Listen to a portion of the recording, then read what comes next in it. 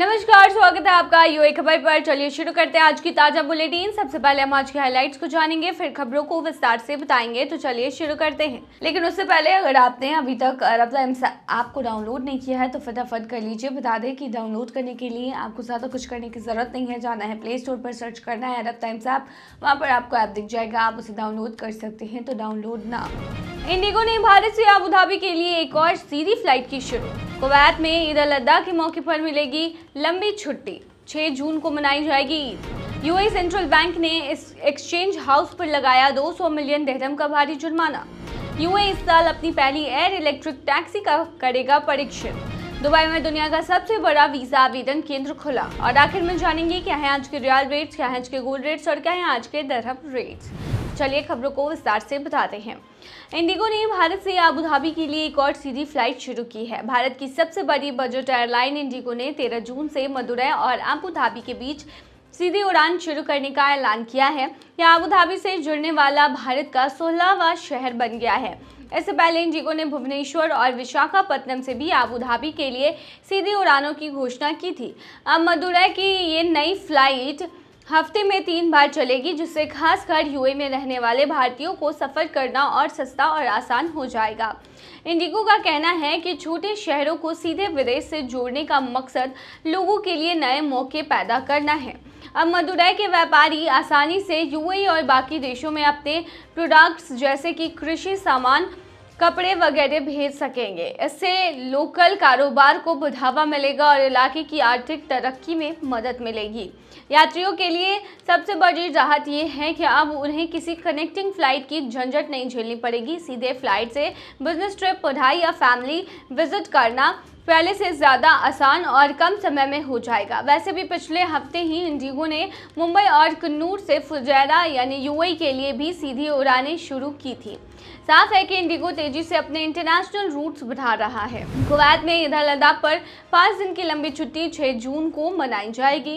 Kuwait में इस साल ईद अल अधा शुक्रवार 6 जून को मनाई जाएगी। ये जानकारी अल ओज़ैरी साइंटिफिक सेंटर के खगोलीय अनुमान पर आधारित है। सेंटर ने बताया है कि इस्लामी कैलेंडर के आखिरी महीने डुल अल हिज्जा की शुरुआत 27 मई को होगी, क्योंकि उस दिन सुबह अर्धचंद्र यानी कि चांद नजर आएगा। 28 मई की शाम को चांद करीब 43 मिनट तक कुवैत के आसमान में दिखाई देगा, जिससे ये तय हो जाएगा कि नया महीना शुरू हो चुका है। ऐसे में हज का सबसे अहम दिन अराफा गुरुवार 5 जून को होगा और उसके अगले दिन यानी शुक्रवार 6 जून को ईद अल अधा मनाई जाएगी। कुवैत सरकार ने इस मौके पर 5 जून से 9 जून तक की छुट्टी का ऐलान कर दिया है, यानी सभी सरकारी दफ्तर और पब्लिक इंस्टीट्यूशन इन 5 दिनों तक के लिए बंद रहेंगे। कामकाज फिर से 10 जून मंगलवार से शुरू होगा। हालांकि जिन संस्थानों की सेवाएं हमेशा चलती रहती है वे अपने हिसाब से छुट्टी तय करेंगे। ईद अल अधा को कुर्बानी का त्यौहार भी कहा जाता है। ये त्यौहार उस वक्त की याद दिलाती है जब पैगंबर इब्राहिम ने खुदा की आज्ञा मानते हुए अपने बेटे की कुर्बानी देने की तैयारी की थी। इस दिन मुसलमान नमाज पढ़ते हैं, गरीबों को दान देते हैं और जानवर की कुर्बानी करते हैं। इस बार की ईद खास रहेगी क्योंकि 5 दिन की लंबी छुट्टी मिलने से लोग परिवार के साथ अच्छा वक्त बिता सकेंगे।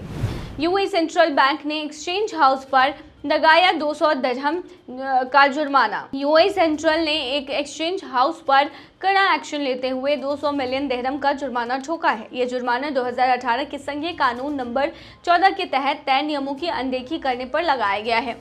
जांच के दौरान सामने आया है कि इस एक्सचेंज हाउस ने मनी लॉन्ड्रिंग, धन संशोधन, टेरर फंडिंग, आतंकवाद की फंडिंग और अवैध संगठनों को पैसा भेजने से रोकने के नियमों को सही से फॉलो नहीं किया था। इसके अलावा इस एक्सचेंज हाउस की एक शाखा के मैनेजर भी 5 लाख तक का जुर्माना लगा है और अब वो यूएई में किसी भी लाइसेंस वाली फाइनेंशियल कंपनी में काम नहीं कर सकता है। यूएई सेंट्रल बैंक का कहना है कि वो हर एक्सचेंज हाउस उनके मालिकों और कर्मचारियों से यह उम्मीद करता है कि वे देश के नियमों का पूरी ईमानदारी से पालन करें ताकि फाइनेंशियल सिस्टम सुरक्षित और पारदर्शी बनी रहे।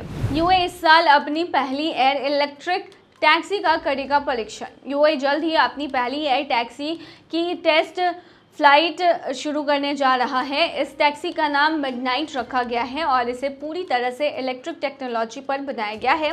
आर्चर एविएशन कंपनी के मैनेजर डॉक्टर तालिब अल हिनाई ने बताया है कि मिडनाइट की टेस्ट उड़ानें 2025 के आखिर तक शुरू हो सकती हैं। यह एयर टैक्सी खास तौर पर शहरों के अंदर आसान, तेज और साफ सुथरा सफ़र देने के लिए बनाई गई है। सबसे पहले इसका ट्रायल आबू धाबी में किया जाएगा, फिर धीरे धीरे इसे पूरे यूएई में शुरू किया जाएगा। डॉक्टर अल हिनाई ने यह भी कहा है कि उनकी कंपनी ने आबू धाबी में एक रिसर्च सेंटर खोलने और लोकल प्रोडक्शन पर काम शुरू करने के लिए आबू धाबी इन्वेस्टमेंट ऑफिस के साथ एक समझौता भी किया है। अब बात करें मिडनाइट की बनावट की, तो इसमें एक पायलट और 4 पैसेंजर्स बैठ सकते हैं। यह हेलीकॉप्टर की तरह सीधे ऊपर उड़ता और नीचे उड़ता है, लेकिन इसकी डिज़ाइन खास तौर पर छोटी दूरी की उड़ानों के लिए की गई है, यानी कि यह शहर के अंदर जल्दी एक जगह से दूसरी जगह पहुंचने के लिए परफेक्ट है। विमान में कुल 12 इलेक्ट्रिक मोटर लगी होती हैं, 6 आगे और 6 पीछे। आगे की मोटरें 90 डिग्री तक घूम सकती हैं, जिससे यह सिर्फ 45 सेकंड में ऊपर उड़ने से सीधा आगे की तरह उड़ने में बदल सकता है। दुबई में दुनिया का सबसे बड़ा वीज़ा आवेदन केंद्र खुला। दुनिया का सबसे बड़ा वीज़ा आवेदन केंद्र दुबई में शुरू हो गया है, जो हर दिन 10,000 वीज़ा आवेदन संसाधित करने की क्षमता रखता है। यह नया केंद्र BFS ग्लोबल नाम की कंपनी द्वारा बनाया गया है, जो दुनिया भर में सरकारों और लोगों के लिए सुरक्षित और आसान यात्रा सेवाएं प्रदान करती है। यह केंद्र दुबई के वाफी सिटी इलाके में स्थित है और लगभग 1.5 लाख वर्ग फीट में फैला है। यहाँ 25 देशों के वीज़ा विशेषज्ञ काम कर रहे हैं। दुबई की अर्थव्यवस्था और पर्यटन विभाग के महानिदेशक ने कहा है कि वीज़ा सुविधा टैलेंट को आकर्षित करने, पर्यटन को बढ़ावा देने और अंतर्राष्ट्रीय साझेदारी मजबूत करने में मदद करती है। यह दुबई को एक ऐसा शहर बनाने की दिशा में मदद करता है जो दुनिया से अच्छी तरह से जुड़ा हो और भविष्य के लिए तैयार हो। BFS ग्लोबल के संस्थापक और CEO जुबीन कारिया ने कहा कि हम 2004 से यूएई में काम कर रहे हैं और हमारी यह यात्रा यूएई के साथ गहरे रिश्ते और प्रतिबद्धता का नतीजा है। उन्होंने ये भी कहा कि पिछले 20 वर्षों में यूएई ने व्यापार, तकनीक और नवाचार के क्षेत्र में ज़बरदस्त तरक्की की है। हमें गर्व है कि हमने दुबई में ऐसा बड़ा वीज़ा केंद्र खोला है जो 200 से ज़्यादा देशों के लोगों की सेवा कर सकता है। चलिए आखिर में जानेंगे क्या है आज के रियाल रेट्स, क्या है आज के गोल्ड रेट्स और क्या है आज के दिरहम रेट। शुरू करेंगे रियाल रेट से। आज एक सऊदी रियाल में 22.84 रुपया है, जो कि पिछले दिन 22.80 रुपया था। वहीं आज एक सऊदी रियाल में 36.31 नेपाली रुपीज़ है, जो कि पिछले दिन 36.58 नेपाली रुपीज़ थे। वहीं आज एक सऊदी रियाल में 32.29 बांग्लादेशी टका है, जो कि पिछले दिन 32.53 बांग्लादेशी टका था। वहीं आज एक सऊदी रियाल में 74.86 पाकिस्तानी करेंसी है, जो कि पिछले दिन 75.08 पाकिस्तानी करेंसी थी। वहीं आज एक सऊदी रियाल में 22.70 भूटानी करेंसी है, जो कि पिछले दिन 22.86 भूटानी करेंसी थी। क्या है आज के गोल्ड रेट्स, तो बता दें दुबई में आज 18 कैरेट सोने का दाम 301.50 दिरहम प्रति ग्राम है, जो कि पिछले दिन 293.90 दिरहम प्रति ग्राम था। यानी कि आज के गोल्ड के रेट की 18 कैरेट की भारतीय मुद्रा में कीमत 7,034 है। वहीं 22 कैरेट गोल्ड का दाम 368.50 दिरहम प्रति ग्राम है, जो कि भारतीय मुद्रा में 8,598 के होते हैं, जो कि पिछले दिन 359.25 दिरहम प्रति ग्राम था।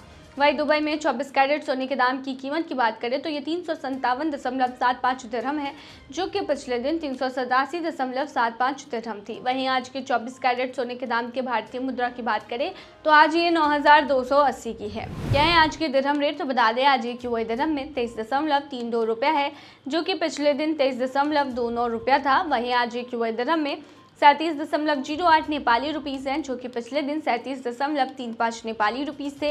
वहीं आज एक यूएई दिरहम में 32.97 बांग्लादेशी टका है, जो कि पिछले दिन 33.22 बांग्लादेशी टका था। वहीं आज एक यूएई दिरहम में 74.44 पाकिस्तानी करेंसी है, जो कि पिछले दिन 74.67 पाकिस्तानी करेंसी थी। वहीं आज एक यूएई दिरहम में 23.18 भूटानी करेंसी है, जो कि पिछले दिन 23.35 भूटानी करेंसी थी। तो ये थी आज की ताज़ा बुलेटिन। ऐसे ही ताज़ा अपडेट्स के लिए बने रहिए हमारे चैनल पर।